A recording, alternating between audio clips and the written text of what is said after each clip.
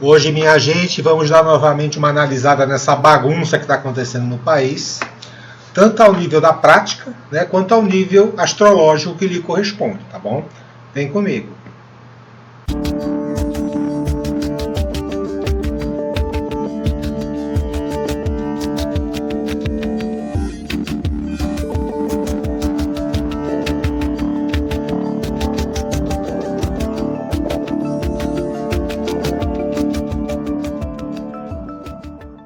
Boa noite, gente. Como é que vocês estão?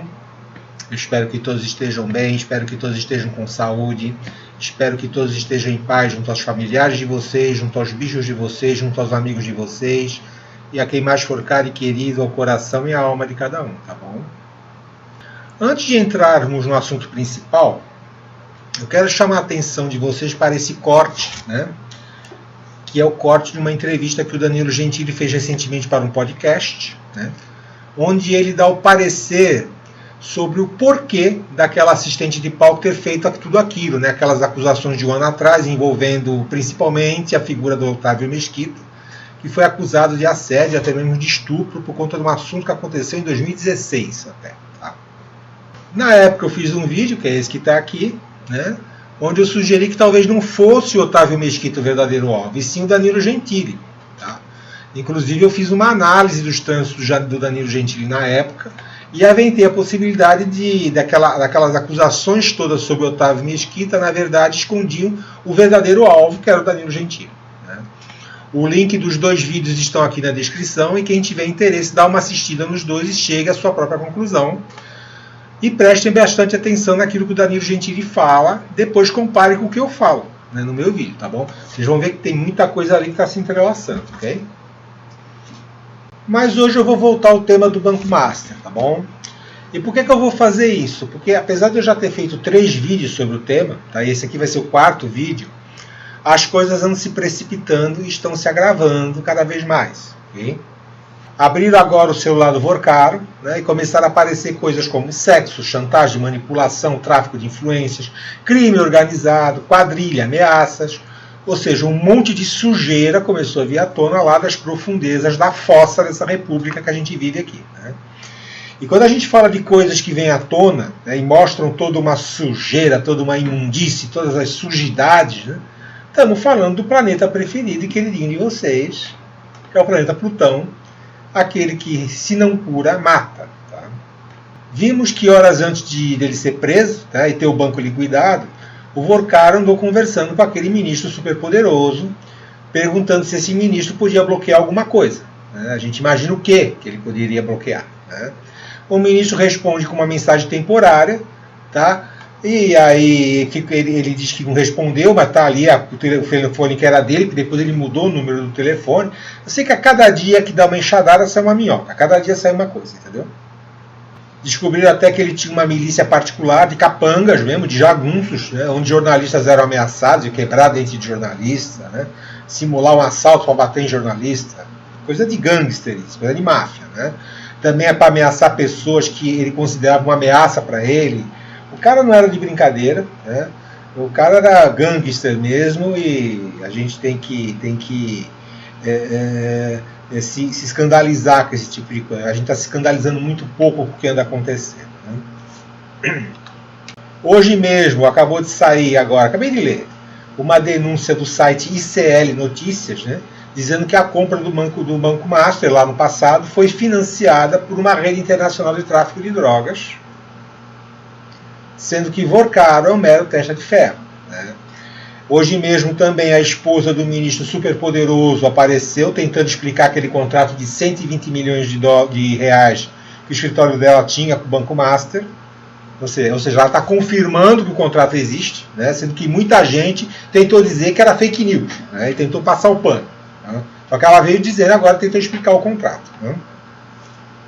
E o jornalista Merval Pereira falou hoje na Globo News que agora os militares, né, que estavam até muito quietos até agora, já chamaram o seu Lula na chincha e perguntaram para ele se a Constituição só vale contra a turma do 8 de janeiro.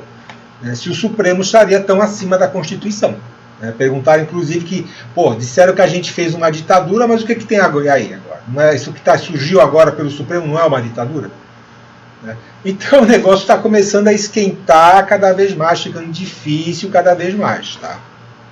E tem mais coisa que deve vir aí, né? Mesmo porque abriram, né? Acho que foi só 0,25% do conteúdo do celular que foi divulgado.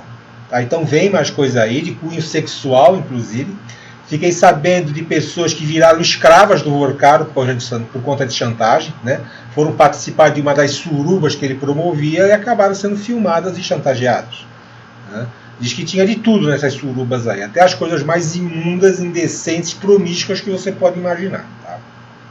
Então é uma crise muito séria, né? Como eu disse ao final desse terceiro vídeo aqui. E as indicações no mapa do Brasil apontam para uma crise inédita, né, indicada por aquele Plutão tensionando a oposição Marte-Saturno. É a sujeira vindo para fora, é o desentupidor na boca da privada. Fora que Saturno também pode indicar aparecimento de crime organizado, manipulações, chantagem, disputas acirradas pelo poder, né, ou até mesmo mortes. Tá? Mas o que me deixou mais impressionado, né, até por conta da minha experiência profissional, foi ter vindo à tona que Workaro tinha influência sobre 2 diretores do Banco Central, sendo que um era diretor de fiscalização dos bancos e outro era diretor de supervisão dos bancos. Nesse primeiro vídeo, eu até falo sobre isso, porque durante muito tempo eu trabalhei com sistemas de informática que forneciam informações regulatórias para o Banco Central.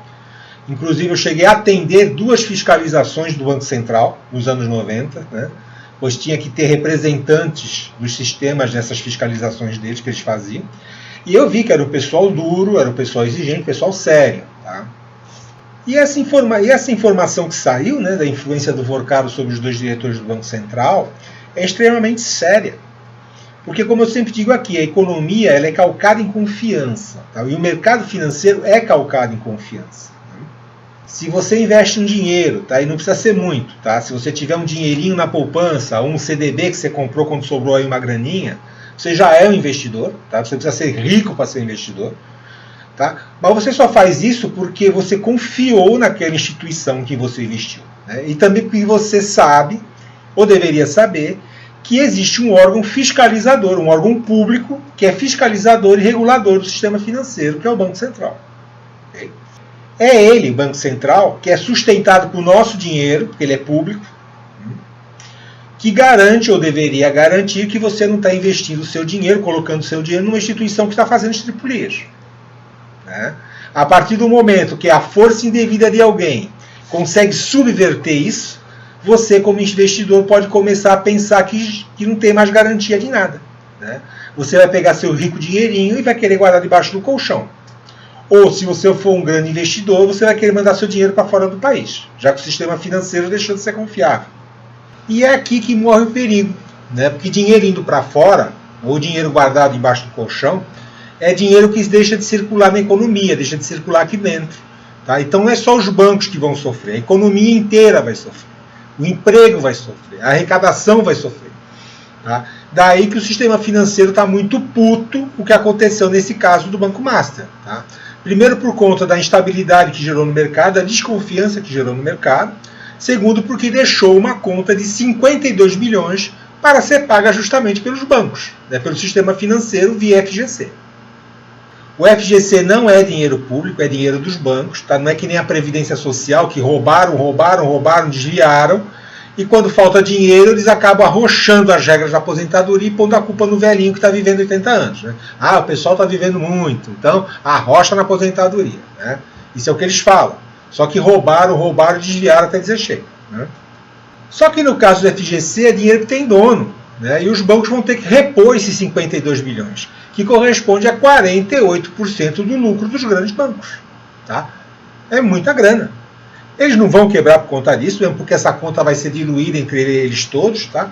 Mas a questão é que não é só o dinheiro, é todo o conjunto, é a mistura de leniência, corrupção, falha na fiscalização e a própria instabilidade que todo esse caso gerou. Tá? Fora que o sistema financeiro já estava alertando o Banco Central sobre isso, tá? E o Banco Central fez ouvidos moucos, agora a gente está entendendo por que ele fez ouvidos moucos, eu tinha estranhado isso, tá? E teve até um artigo famoso de uma revista que pertence a uma família herdeira de um grande banco, tá? Uma revista que tem o nome do Estado da Federação, que em novembro de 2024 já alertava sobre o Banco Master, já alertava sobre o Vorkado. Aquilo ali já era o sistema financeiro, já eram os grandes bancos dando um alerta, sendo que já tinham dado alerta antes através de informes ao Banco Central. E não deu em nada. Okay? Só que as grandes instituições financeiras têm participação na mídia, né? Seja através de participações societárias, seja através da presença em conselhos das empresas de mídia, seja por conta da publicidade mesmo, do investimento em publicidade que eles põem nelas. E a mídia agora meio que esqueceu os protetores togados da democracia, né?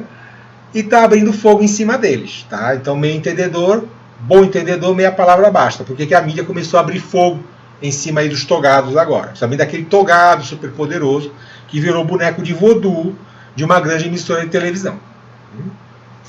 Fora que há um grande e poderoso banqueiro, que eu não vou citar o nome dele aqui, tá? Mas se vocês quiserem saber quem é, procurem no Google assim, o banqueiro que assistiu o desfile com o Lula no último carnaval. Vocês vão ver quem é esse banqueiro. Né? Esse sujeito ele teria uma questão pessoal com o Daniel Vorkado por conta de um negócio que o Vorkado passou ele para trás. Tá? E seria esse banqueiro, em particular, que está fornecendo todas as informações para a imprensa. Como é que esse banqueiro sabe de tudo isso? Né? Porque como é que ele tem todas essas informações? Porque ele tentou comprar o Banco Master tempos atrás. Tá? E aí ele fez o que a gente chama de due diligence. Né? Tem a explicação aqui do que é uma due diligence. E aí ele ficou sabendo dos créditos podres, ficou sabendo dos contratos que o Master tinha com mulher de ministro, com o filho de ministro, dos salários, das indicações de gente que participava do conselhão do Banco Master, entre outras encrencas que tinha lá dentro. Tanto que ao final do due diligence ele ofereceu ficar com o Master pelo valor simbólico de R$1. Ele viu que tinha tanta encrenca, tinha tanto abacaxi lá dentro que ele falou, eu fico com isso tudo, eu te dou um valor simbólico de R$1. E o Vorkado não aceitou. Tá? Eu estou deixando aqui na descrição um link de uma entrevista do Antony Garotinho, que é ex-governador lá do Rio de Janeiro, e que ele conta essa história toda. Tá? O Garotinho, né, podem gostar dele ou não como político, eu mesmo não gosto, mas ele é jornalista. Né? A formação básica dele é jornalista, então ele tem as fontes dele, e ele conta essa história toda. Tá? Vou também deixar o link para a página do jornalista Hugo Studert, lá no Facebook. O Hugo ele cobriu Brasília durante muito tempo, e lá no Facebook ele dá sempre análises quentes sobre o assunto do momento. Está sempre fazendo boas análises sobre o assunto do momento. Mas vamos aí para a parte astrológica, né, fazendo aí um complemento de como está o mapa do Brasil. Né, revendo alguns trânsitos, os efeitos do último eclipse, etc. Tá bom? Acompanhe. Se analisarmos aqui no mapa do Brasil, tá, a gente vai ver que Plutão, em trânsito, ele estava tensionando, ele já está tensionando essa oposição de Marte com Saturno aqui, que é natal no mapa do Brasil. Tá? Ó, formando uma cruz aqui no céu. Estou vendo muito pouca gente dar atenção a esse trânsito aqui. Estão falando muita coisa assim de violência contra as mulheres, violência em geral. Sim, tá? Plutão com Marte muitas vezes fala sobre isso daí. Tá? Só que ele está fazendo essa quadratura T aqui, com Saturno e com Marte, aqui mostra muito mais do que simples violência. Tá? Não que violência não seja algo sério, mas aqui traz muita coisa. Lembra que Plutão traz as coisas para fora. Plutão é aquela coisa do desentupidor na boca da privada, que é o que a gente está vendo aí. Tá? E a partir do final de janeiro, lá para o dia 26, quando Marte ativou essa cruz T, Marte passou aqui, tá? O escândalo começou a ganhar dimensão política. Né? Parlamentares começaram a defender a criação de CPI, né? Aventaram de chamar o Vorkado para depor, começaram a surgir notícias de mensagens de contatos desse banqueiro com figuras influentes, de tentativa dele influenciar órgãos reguladores, entendeu? De órgãos reguladores terem dado um tratamento favorável para ele. Né? Tudo isso aí está na mídia, vocês podem pesquisar à vontade. Mas veja que a gente está falando aqui de uma mistura bem explosiva entre mídia, porque a gente está falando de casa 3, com esse Saturno aqui, política, porque esse Saturno é regente da casa 11, dispositor desse Saturno aqui, judiciário, porque a gente está falando de casa 9, economia, porque o que acontece? O Marte rege a casa 2, né? Então a gente está falando aqui bancos, né, porque também casa 2, né, e banco também tem muito a ver com casa 8. Marte e Plutão, eles são dispositores naturais da casa, são regentes naturais da casa 8. Tá?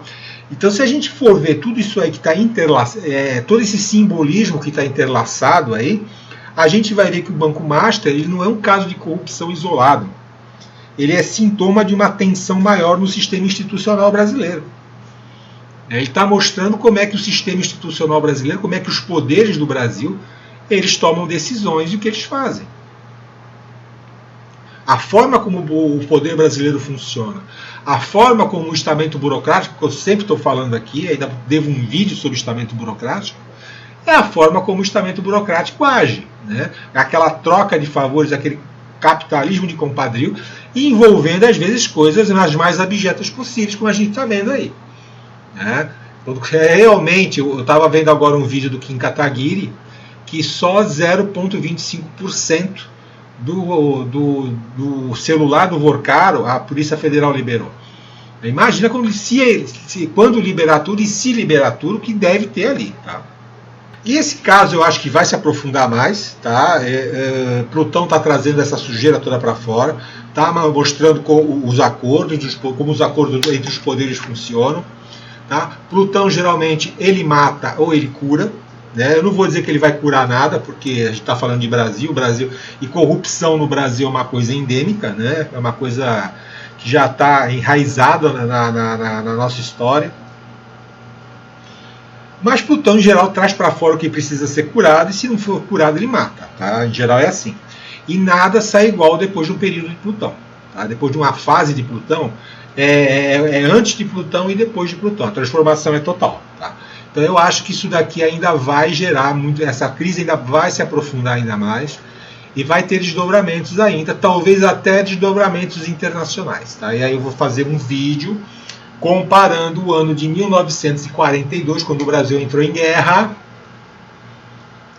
com o ano atual. Vocês vão ver que há simbolismos interessantes aí, ok? Somente em termos de trânsito. E nós também temos essa conjunção de Urano e Saturno bem em cima do Plutão natal do Brasil na casa 2. Tá? De Netuno e Saturno, desculpa. Em cima da casa 2 do Brasil. Tá? E aqui a gente tem, quando a gente tem Saturno sobre Plutão, a gente tem investigações, responsabilização institucional, exposição de estruturas de poder. Aí quando a gente fala de Netuno, a gente tem escândalos financeiros, que está em cima da casa 2, revelações de esquemas obscuros, dissolução de estruturas financeiras. Okay? Ou seja, são dois trânsitos, né, dois aspectos que sinalizam bem o momento que nós estamos vivendo. Mostram como as estruturas do poder funcionam, trazem histórias de sexo, manipulação, de chantagem, de crime, etc. No dia 17 de fevereiro, nós tivemos um eclipse solar bem em cima do ascendente do Brasil aqui, tá? Bem em cima do ascendente do país. Isso representa coisas novas que começam a surgir no plano nacional, no sentido de afetar ou até mesmo mudar o destino do país. Tá? Mas o que eu gostaria de prestar atenção mesmo, né, que vocês todos prestaram atenção, foi nesse eclipse que aconteceu depois, foi o eclipse lunar. Né, essa lua nova que se deu bem em cima aqui no dia 3 de fevereiro, no dia 3 de março, desculpa, em cima do Sol do Brasil. Tá? Sendo que, além disso, Marte, se a gente for olhar aqui,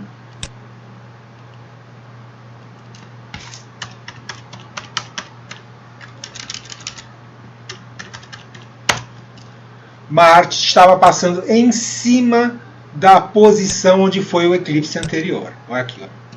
Okay? Teve aqui esse eclipse, ok? Junto ao Sol do Brasil. E Marte passou em cima do eclipse anterior. Tá?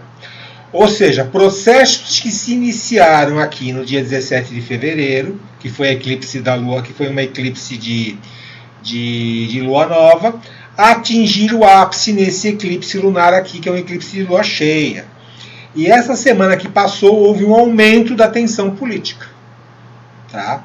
nos noticiários e no debate público, falando nessa semana de 3 de março agora, que a gente acabou de passar, tá?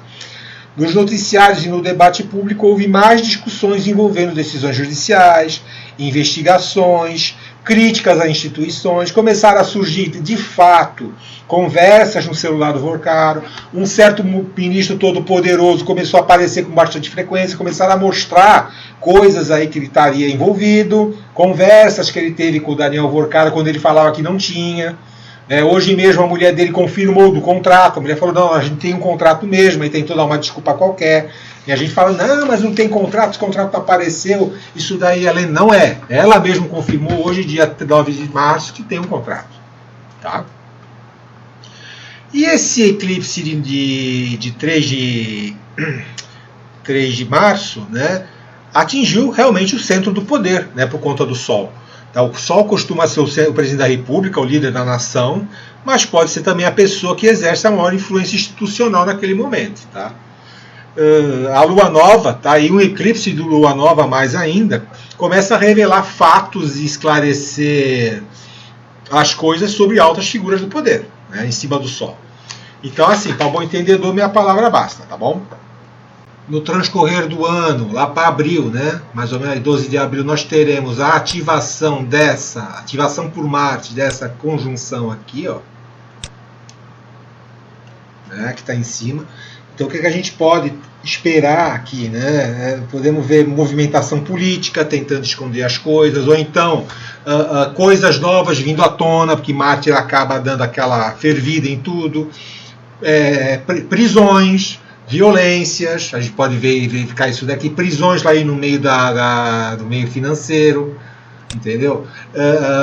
Turbulência no meio político, já que Plutão ele aciona Plutão ele tem essa quadratura com esse pessoal da política aqui, com Netuno e Urano na casa 11 do Brasil. Tá? Então, em abril já vamos ter um pouquinho mais de turbulências também envolvendo aqui. Tá? E, conforme o ano avança, sempre que Marte passar pelos signos fixos, você vai ter um acionamento daquela grande conjunção que ocorreu aqui. Ó. Né? Sempre que Marte passar em Touro, a hora que o Marte passar em Touro, Marte passar em Leão, Marte passar em Escorpião, você vai ter o quê? Você vai ter justamente o acionamento da grande conjunção que aconteceu em 26 de janeiro. Então você sempre vai ter o perigo aí das coisas acabarem se precipitando, coisas voltando, ou coisas se agravando. Tá? Porque são gatilhos acontecendo, ok? E teremos essa grande conjunção acontecendo aqui, ó, bem aqui, né, com Marte conjunto a Urano. Isso aqui é uma conjunção explosiva, tá? Isso aqui me preocupa muito, porque isso aqui é disrupção, tá? Rupturas, eventos inesperados, interferências, podendo ser até interferências do exterior, ok? Em 1942, quando o Brasil entrou na guerra, Urano estava bem aqui e Plutão estava fazendo a mesma quadratura T, só que estava fazendo essa quadratura T aqui, ó, da casa 6 do Brasil. Então a mesma quadratura T que Plutão está fazendo agora com Marte e Saturno, em 1942 Plutão estava fazendo o lado contrário. Vamos colocar aqui o dia que o Brasil entrou em guerra. Foi 24 de agosto de 1942. Aqui, ó.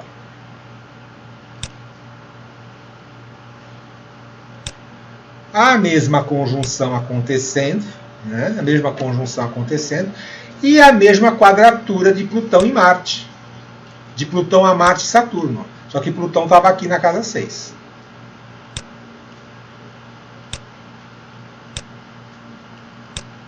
Aqui. Hoje Plutão está aqui, no lugar bem aqui no começo de Aquário.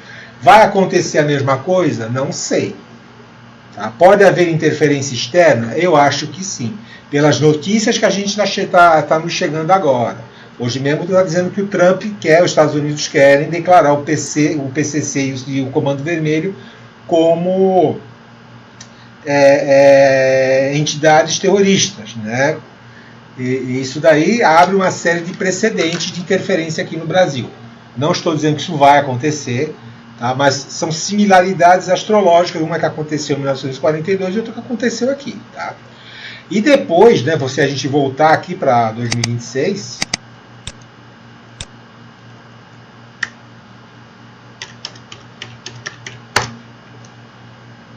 Tá? Urano vai sair daqui, vai chegar aqui, vai fazer um gatilho em Virgem. Só que quando ele chegar em Virgem aqui, ele vai ficar indo e voltando, ele vai ficar fazendo ele vai estar retrogradando aqui. Isso já vai ser em 2027. Ó, chegou aqui em Virgem, ele vai voltar. Então ele vai estar passando em cima, fazendo quadratura com essa grande conjunção que ele fez em julho, várias vezes lá por volta de 2027. Tá?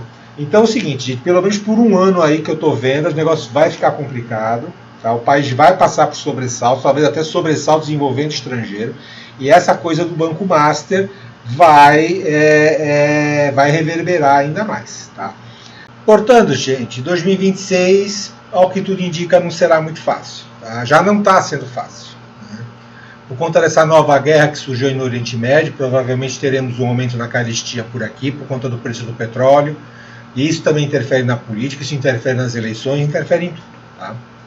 Eu espero ter trazido para vocês um pouco de luz sobre o que está acontecendo, baseado nas pesquisas que eu falo, nas coisas que eu me informo, tentando ser o mais lúcido e racional possível. Tá? Esse canal aqui, vocês já devem ter percebido que não se trata apenas de um canal de astrologia. Ele tem como pano de fundo e assunto principal a astrologia, mas na verdade é um canal de conhecimentos gerais. Né? Eu trago meus conhecimentos para cá sempre que possível, lógico que eu não vou acertar sempre, mas tento trazer aqui e compartilhar com vocês. Tá? E de novo, sendo sempre o mais lúcido e racional possível, sem dar aso para partidarismo nem para teorias da conspiração. Okay? Eu já vi gente por aí dizendo que essa virada de posição da mídia contra o STF, na verdade, é um projeto das grandes corporações bancárias internacionais e do sionismo internacional que estariam tentando prejudicar o presidente Lula. Primeiro que o Lula não desgosta de um banqueiro. Né? Ele passa carnaval assistindo desfile com um banqueiro, vocês viram aí, se vocês fizeram aquela pesquisa que eu falei. No passado houve contribuições financeiras de grandes bancos em campanhas dele. Uma das herdeiras de um grande banco nacional tanto apoiou como participou da equipe de transição dele agora em 2022. Esse grande banco nacional teve um dos maiores lucros da história em 2025. Tá? Então o Lula, no mínimo, sempre teve uma relação muito pragmática com os banqueiros, com o sistema financeiro. Né? Então, menos com essa insanidade. Tá? E outra, se existisse alguma coisa como sionismo internacional, né, o que eu não creio, pois o sionismo em si ele é muito multifacetado, para você tratar como uma coisa só, como sionismo internacional, esse sionismo internacional não estaria se preocupando com um país desimportante geopoliticamente como o Brasil. Né? Ele estaria tentando fazer lobby em Washington, estaria tentando fazer lobby na ONU, em Genebra, em Bruxelas, na OPEP, sei lá. Então apelar para isso é no mínimo desinformação. Tá? Se usar astrologia para isso, então já vira safadeza. Tá? E para terminar, gente, vamos à reflexão aqui final. Tá? Foi relativamente fácil para o STF liquidar com o bolsonarismo. Né? Porque o militante bolsonarista, estou falando do militante bolsonarista, não estou falando do eleitor do Bolsonaro, tá? O militante bolsonarista. Ele é um sujeito meio primário. Né? O militante bolsonarista ele é meio aloprado, ele é um cara emocional. Tá? Ele ajuda a criar uma egrégora emocional, tendo como foco um líder messiânico. Né? Tá? Esse líder messiânico, ele mesmo meio aloprado. Tá? Então, um pessoal que não tem estratégia nenhuma, não tem racionalidade nenhuma, é só emoção, é só devoção. E o STF, bem racional, bem frio, calculista, poderoso, que é uma instituição poderosa, com todo o apoio midiático que teve à época, passou a lixa neles, prendeu todo mundo, prendeu o chefe, fez e aconteceu. Tá? Só que agora o inimigo é outro. Né? É um inimigo tão até mais poderoso que o STF. Tá? O STF agora não está mais enfrentando gente aloprada que reza para pneu. Tá? Tá enfrentando uma gente poderosa, que está muito irritada e contrariada pela bagunça que surgiu ali no quintal deles, e com essa cenoura de 52 bilhões que encalacraram na bunda deles. E se você gostou do vídeo, deixa aí um joinha, tá, por favor. Se inscreva no canal se for do seu interesse, compartilhe o vídeo caso você tenha amigos que gostem do assunto. E não se esqueça também de deixar seu comentário caso queira, tá bom? Fiquem com Deus, tenham uma boa semana, cuidem-se, ó. Tchau.